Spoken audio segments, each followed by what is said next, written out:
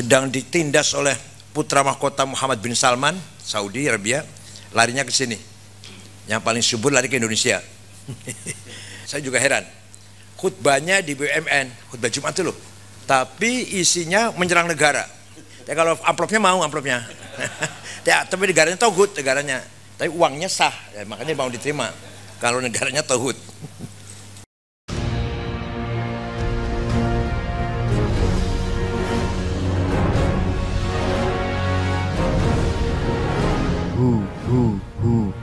Allah. Bapak Ibu sekalian, virus radikalisme, intoleransi, liberalisme, ekstremisme dan terorisme masih masif menyebar secara omnichannel, online dan offline, dan sel-selnya terus berkembang menyusup ke alam bawah sadar masyarakat. Terbukti masih ada bom bunuh diri di Bandung yang menurut Ustadz Uwas itu adalah istishhad, bukan intihar, bukan bom bunuh diri tapi mencari mati syahid. Saya nggak ngerti itu boleh di orang kayak itu tangkap apa nggak boleh tangkap apa nggak orang itu. Faktanya meskipun banyak organisasi radikal teroris yang telah dibubarkan, tetapi ideologi dan gerakannya masih bebas leluasa bergentayangan. Jaringannya masih bebas melakukan rekrutmen dan penggalangan serta bermetamorfosa ke beberapa bentuk dan nama. Bahkan sudah masuk ke kepolisian.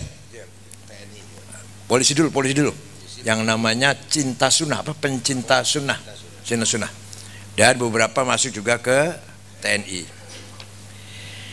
Berbagai rencana dan persekutuan jahat yang bertentangan, merongrong, melawan dan berpotensi mengganggu stabilitas negeri kita ini, dari politik, ekonomi, sosial, budaya, keamanan masyarakat, keamanan nasional, serta menggunakan isu agama sebagai komoditas politik dengan tujuan merubah dasar negara dan mengambil alih kekuasaan negara, tengah bergerak secara agresif di akar rumput dan wajib dihentikan pergerakannya dengan segera.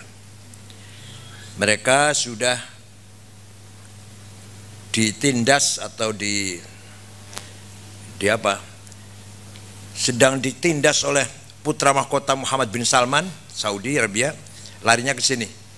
Yang paling subur lari ke Indonesia. Melalui Filipina Selatan, Palu, Bima, gitu ya Pak ya.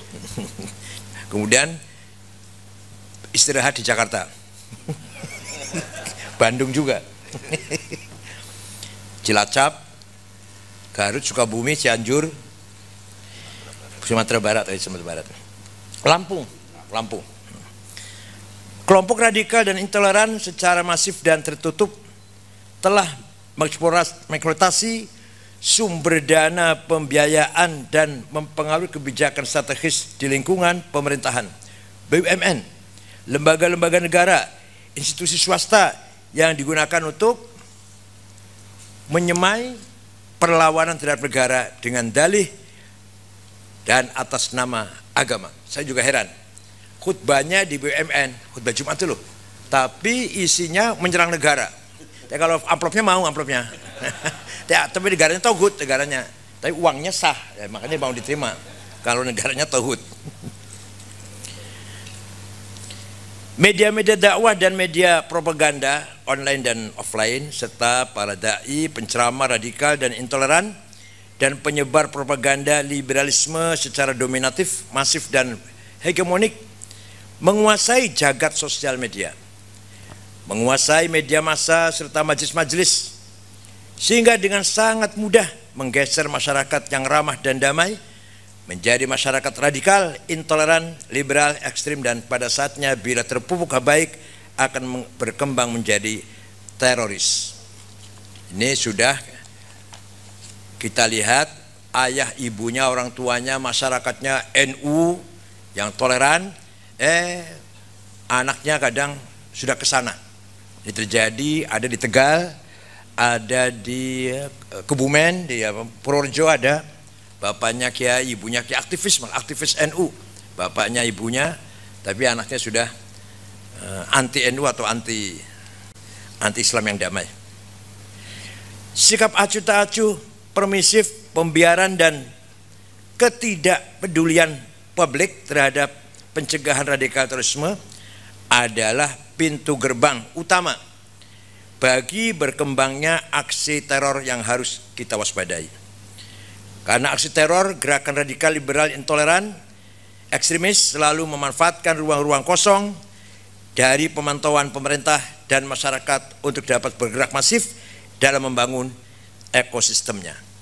Yang saya heran, terus terang saja, ada pembiaran dari media massa. Itu Menteri Kominfo tahu nggak ya kira-kira? Harusnya tahu. Tapi nanti pasti kecolongan itu ya. Ini kecolongan apa pintunya terbuka jadi kecolongan terus? Jangan-jangan BNPT juga kecolongan juga BNPT-nya nih.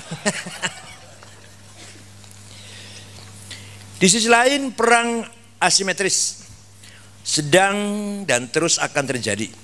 Blok-blok ideologi transnasional telah dan akan terus merangsak masuk, memaksakan kepentingannya dan secara sistematis menghegemoni seluruh gaya hidup, cara pandang, serta meracuni kesadaran masyarakat.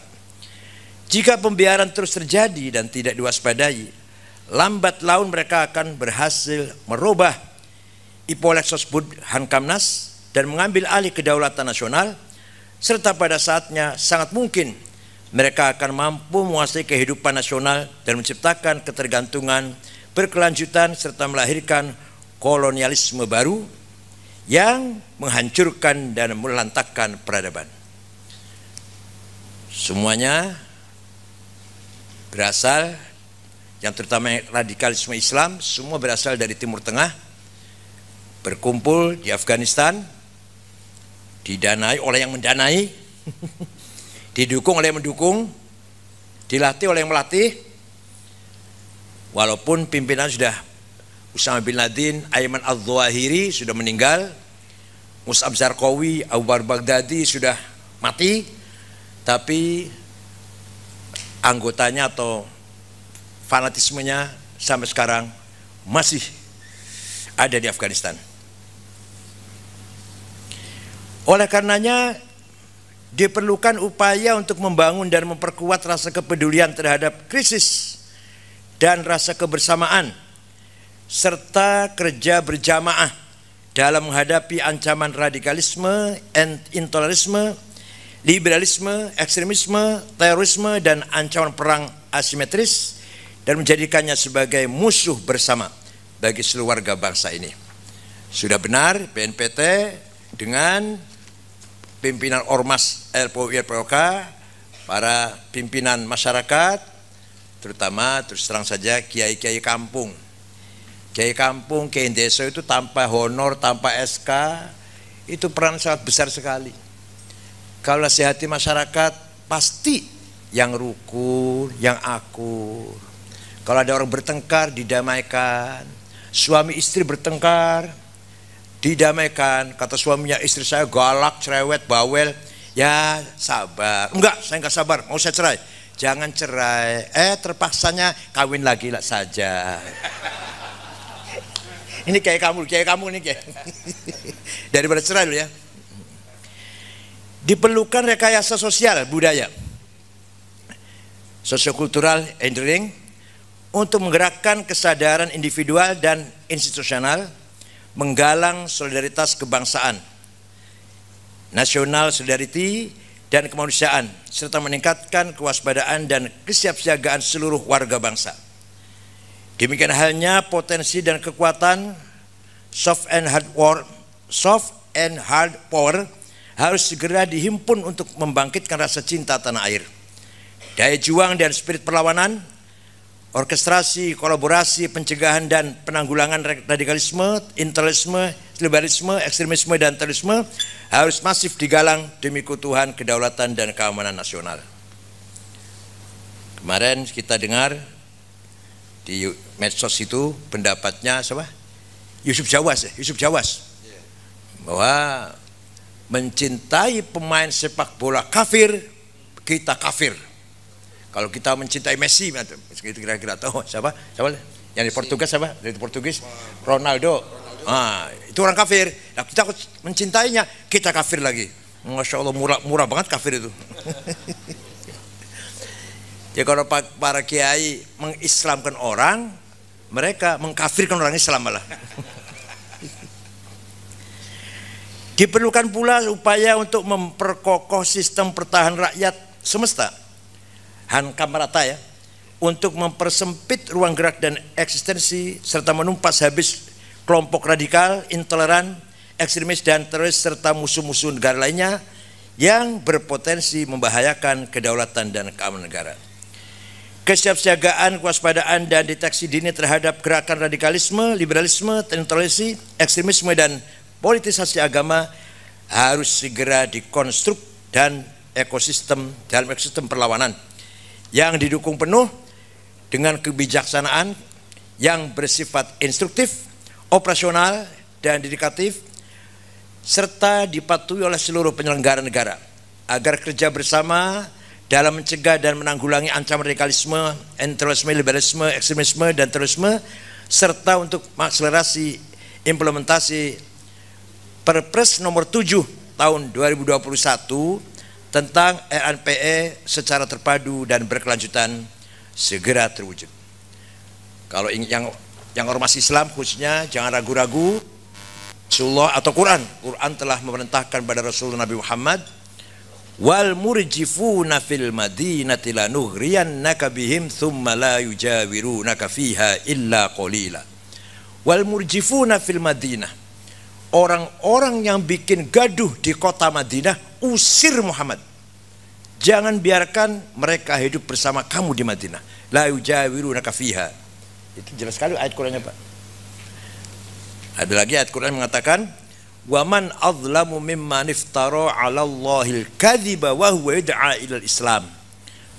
Orang yang paling zalim, enggak ada yang lebih zalim dari itu. Orang paling zalim adalah orang yang mengatasnamakan agama tapi bukan untuk agama. Mengatasnamakan Islam tapi untuk politik misalkan. Oleh karena itu dibutuhkan payung besar, instruksi presiden. Kalau tadi baru perpres ya, sekarang dibutuhkan inpres untuk memayungi gerakan yang direncanakan agar lebih impactful dan powerful sebagai fasilitasi rekognisi, afirmasi dan proteksi terhadap keutuhan dan kedaulatan negara Republik Indonesia. Sampai sekarang belum ada inpresnya. Inpres harus menekankan pada pelarangan terhadap tumbuh dan berkembangnya ideologi paham, organisasi dan aktivitas yang bertentangan, melawan dan merongrong ideologi Pancasila. Sejalan dengan hal tersebut, masyarakat sebagai garda depan perlawanan harus diperkuat dalam kesatuan komando dengan dilapisi imunitas wawasan kebangsaan yang kuat dan dipersenjatai dengan pemahaman keagamaan yang moderat, ramah, damai, dan toleran. Karena perlawanan ini tidak bisa dilakukan sendiri-sendiri. Tidak mungkin kalau hanya sekelompok saja yang melawan mereka. Itu membutuhkan gerakan jamaah, gerakan berjamaah, gerakan bersama, gerakan nasional, lintas agama, lintas kelompok. BNPT sendiri juga sering kecolongan. Masyarakat yang multi pihak dan penyelenggara negara harus bersama-sama waspadai dan menghalau semua ancaman, tantangan, gangguan, dan hambatan yang mungkin terjadi, khususnya dalam menghadapi tahun-tahun politik tahun 2024. Pasti ini gelagatnya gitu, tanda-tandanya pasti akan jualan agama lagi nih, identitas lagi yang menonjol. Coba aja lihat. Yang mudah-mudahan tidak, mudah-mudahan. Ini kayak mau milih imam sholat ini. Nggak sah kalau bukan orang Islam. Itu kan imam masjid gitu. Kalau imam negara nggak harus agamanya apa, yang penting adil, jujur, cakap, punya komitmen, integritas yang sempurna, itu yang paling penting. Kalau cari imam sholat, lah harus Islam. Imam Istiqlal itu harus Islam itu. Masa non muslim jadi imam Istiqlal? LPUI, LPOK dan gugus tugas pemuka agama mengapresiasi surat edaran Kepala BNPT nomor 24 tahun 2022 tanggal 31 Mei. Meskipun masih terkesan didiamkan dan belum diglorifikasi secara masif, semoga surat edaran yang telah ada tidak hanya menjadi macan kertas, tapi menjadi jariah kebijakan yang bisa diimplementasikan serta berkah maslahat untuk kita semua. Masih belum terasa ya Pak. Surat edaran itu sudah keluar sejak Mei tahun 31 Mei ya 22, tapi sampai sekarang belum dirasakan efeknya atau manfaatnya dari surat edaran tersebut. Menunggu impres ya? Iya, masih di Pak Kepala. Kaitan dengan anggaran apa ya? Kaitan dengan anggaran apa? Enggak ada. Oh enggak ada. Melalui momentum rapat kerja gugus tugas pemuka agama BNPT, LPUI-LPOK mendesak kepada pemerintah untuk segera melakukan pelarangan terhadap penyebar luasan ideologi dan paham khilafah, Wahabi, Salafi, ideologi lainnya. Wahabi berpusat di Saudi, walaupun Saudinya sudah mulai digencet oleh putra mahkota. Kalau Salafi berpusat di Yaman, di Qorn, di kota Qorn namanya Al-Garni. Kalau di Damaj juga, Damaj, kota Damaj, di apa? Siapa namanya itu? Aduh lupa namanya. Ad-Damaj. Kalau ISIS di Afghanistan, Al-Qaeda Afghanistan, Takfiri bercokol di Gurun Sinai, Mesir. Itu pendirinya namanya Syukri Ahmad Mustafa tahun 1969 yang membunuh Menteri Agama Mesir Husain Al-Zahabi dan menembak Presiden Muhammad Anwar Sadat tahun 81 dan membantai wartawan senior Ahram Yusuf As-Sibai. Dan 3 tahun yang lalu ya ngebom sholat Jumat di Masjid Rofah, Arish, Provinsi Arish. 800 orang mati. Lagi sholat Jumat dibom, kafir lagi sholat Jumat tuh. Apalagi kita lagi nyanyi, apalagi kafir lagi itu. Di Afghanistan semua penyanyi perempuan dibunuh. Dosa perempuan nyanyi itu. Jadi perempuan nyanyi dosa, membunuh tidak dosa. Tapi nyanyi dosa, membunuh tidak. Kalau HTI terus terang saja. Kalau HTI kantor pusatnya di Inggris, di UK. Itu dulu pendirinya namanya Taqiyuddin Bahani. Namanya panjang. Hizbut Tahrir Palestin. Gerakan Pembebasan Palestina. Namanya Taqiyuddin An-Nabhani. Setelah meninggal pendirinya, penggantinya namanya Dr. Abdul Qadim. Kata Palestina dibuang, tinggal Hizbut Tahrir untuk memperluas apa jangkauannya. Jadi bukan hanya Palestina, membebaskan umat Islam dari sekat-sekat nation, kembali ke sistem khilafah. Semua negara Timur Tengah menolak, melarang aktivitas Hizbut Tahrir. Nah, ditampung oleh Inggris kanan. Terus terang saja lah, saya nggak. Ya, khilafah Britania. Ya Allah. Begitu pula Syiah yang radikal, Syiah apa tuh? Yang radikal. Di London ada, dipelihara di Inggris. Syiah yang radikal. Lumayan tuh bikin duri susup, bikin susup. Ngerti nggak susup nggak? Duri yang ngenai kaki itu loh. Kecil tapi mengganggu banget itu. Apa? Kesusupan.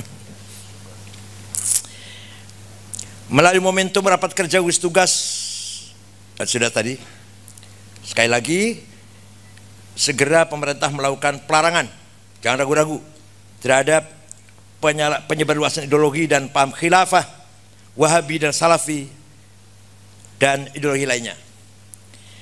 Bapak Ibu sekalian yang berbahagia, menurut hemat saya rapat kerja rapat koordinasi ini cukup membahas pada 3 hal utama sebagai arah kebijakan dan program gugus tugas pemuka agama, yaitu pertama, menindaklanjuti mengimplementasikan secara nyata di lapangan dan mengawal surat edaran Kepala BNPT nomor 24 tahun 2022 tanggal 31 Mei tadi. Kedua, mendorong percepatan terwujudnya Inpres tentang gerakan nasional pencegahan radikalisme dan intoleransi. Ketiga, mendorong lahirnya peraturan-peraturan sejenis surat edaran BNPT di lingkungan pemerintah dan lembaga negara, BUMN dan swasta. Bayangkan yang paling menonjol di BUMN, boleh saya sebutlah, nggak apa-apa, di Telkomsel, di PLN, di mana lagi, di Pertamina.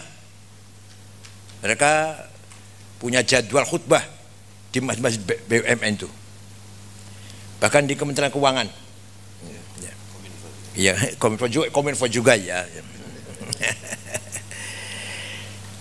Seperti surat edaran Kapolri nomor SE 8/8/7 Romawi 2022 tertanggal 27 Juli 22 yang mendukung terhadap segala upaya pencegahan dan penyalahgunaan radikalisasi, penanggulangan radikalisme, intoleransi, liberalisme, ekstremisme dan terorisme secara terstruktur, sistematis, masif dan berkelanjutan. LPUI, LPOK dan gugus tugas pemuka agama siap di garda depan menjadi sabuk pengaman sosial dan benteng pertahanan ideologi, sekaligus menjadi penyapu ranjau radikalisme, intoleransi, liberalisme, ekstremisme dan terorisme yang membahayakan keutuhan, keamanan dan kedaulatan negara Kesatuan Republik Indonesia. Siap insya Allah kita. Mari bergerak cepat, jangan sampai terlambat. Negara tidak boleh kalah siapapun, oleh siapapun. Demi masa depan NKRI kita harus lebih berani, lebih kuat, lebih cerdas menghadapi berbagai macam ancaman, tantangan, gangguan dan hambatan. Wal yakhshal ladzina law taraku min khalfihim dzurriyyatan dhi'afan. Jangan sampai kamu sekalian, ini Al-Qur'an, maaf yang non muslim, jangan sampai kamu sekalian meninggalkan anak cucu yang lemah. Justru 10 tahun akan datang, 20 tahun akan datang, seperti apa tantangannya? Pasti akan lebih berat daripada sekarang. Maka anak cucu kita harus lebih kuat, aqwiya, jangan sampai dhi'afan yang lemah. Punya integritas yang maksimal, sempurna segalanya, anak cucu kita. Sekarang aja kita sudah sangat berat menghadapi tantangan yang sangat berat, apalagi nanti 30 tahun akan datang. Pasti akan lebih berat lagi. Oleh karena itu, anak cucu kita harus kita siapkan menjadi generasi yang lebih kuat lagi. Sekali lagi Al-Quran mengatakan, jangan sampai kamu meninggalkan anak cucu yang lemah.